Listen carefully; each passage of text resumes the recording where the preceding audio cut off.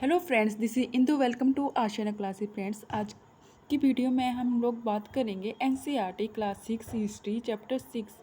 Chapter name is new question and ideas. New question and ideas यानी कि नए question and नए विचार। फ्रेंड्स, लास्ट वीडियो में हमने बात की थी दुर्गों के बारे में या राजा और महाराजाओं के बारे में जाना था। तो आज की वीडियो में हम लोग जानेंगे महात्मा बुद्ध जी के जीवन के बारे में कि जो बुद्धिज़्म था उसका फाउंडर कौन था, उसकी खोज कैसे हुई थी, इसके बारे में जानेंगे। उनकी जो शिक्षाएं थी वो क्या थी, इन्हीं के बारे में हम लोग जानते हैं। तो हम पहले ये जैसे कि आप लोग चित्र में भी देख सकते हो, ये कौन है, महात्मा बुद्ध जी के। तो इन्हीं के बारे में हम लोग जानेंगे कि महात्मा बुद्ध जी का जो जन्म था वो कब हुआ था, 563 ईस्वी में। तो महात्मा बुद्ध जी का जन्म हुआ था लगभग आज से 2500 हजारों वर्ष पूर्व हुआ था।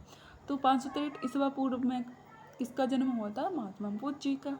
कहाँ पर हुआ था, कपिलवस्तु में, जो कहाँ पर है, बिहार में। तो उनके पिताजी का नाम क्या था, सुदोधन, और माता जी का नाम था माया देवी। तो महात्मा बुद्ध जी का बचपन का नाम क्या था, सिद्धार्थ था। जब महात्मा बुद्ध जी का जन्म हुआ था तो उसी क्षण यानी कि उसी के थोड़े दिनों बाद उनकी माता का देहांत हो गया था। फिर उनका जो पालन पोषण था उनकी सौतेली माता प्रजापति गौतमी ने किया था।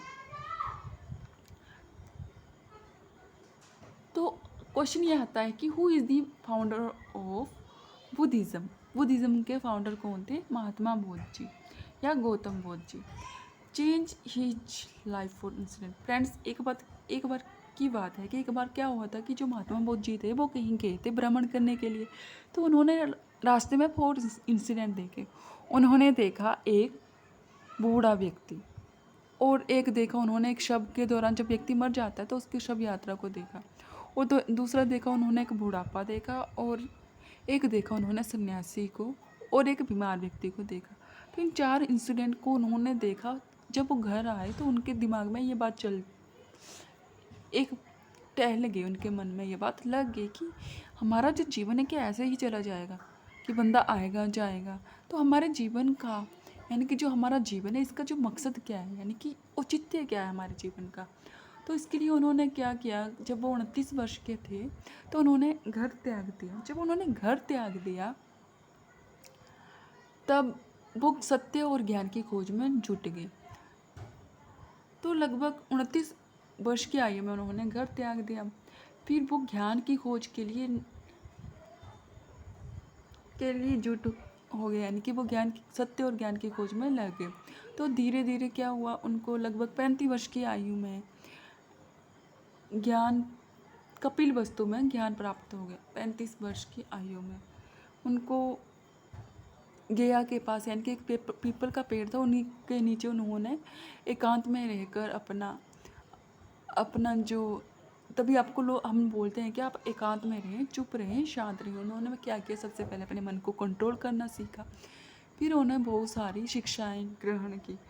फिर उनको जब 35 वर्ष की आयु में ज्ञान की प्राप्ति हो गई तो महात्मा बुद्ध जी ने लोगों को उपदेश देना शुरू कर दिया।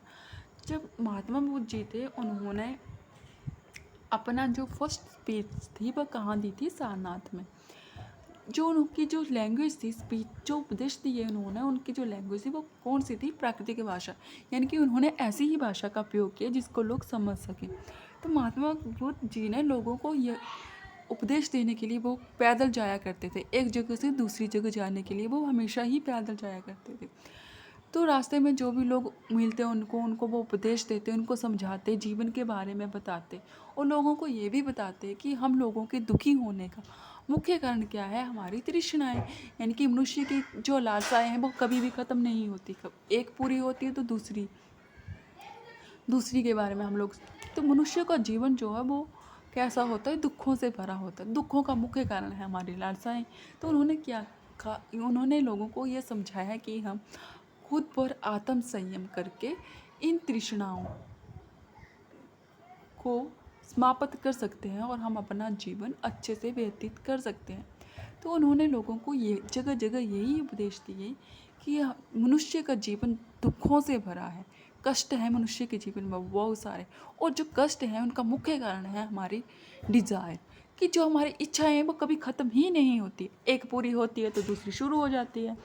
तो उन्होंने लोगों को ये समझाया कि यदि हम आत्म संयम का रास्ता का मार्ग अपनाएंगे तो हम खुश रह पाएंगे। तो उसके अतिरिक्त उन्होंने क्या किया, लोगों को बहुत सारे उपदेश भी देते थे। वो लोगों को ये भी कहते थे कि वो मात्र जो भी वो उपदेश देते हैं वो उनको एक उपदेश ही ना माने, वो उस पर पहले थोड़ा विवेक करें, फिर ये अपने जीवन पर अमल करें।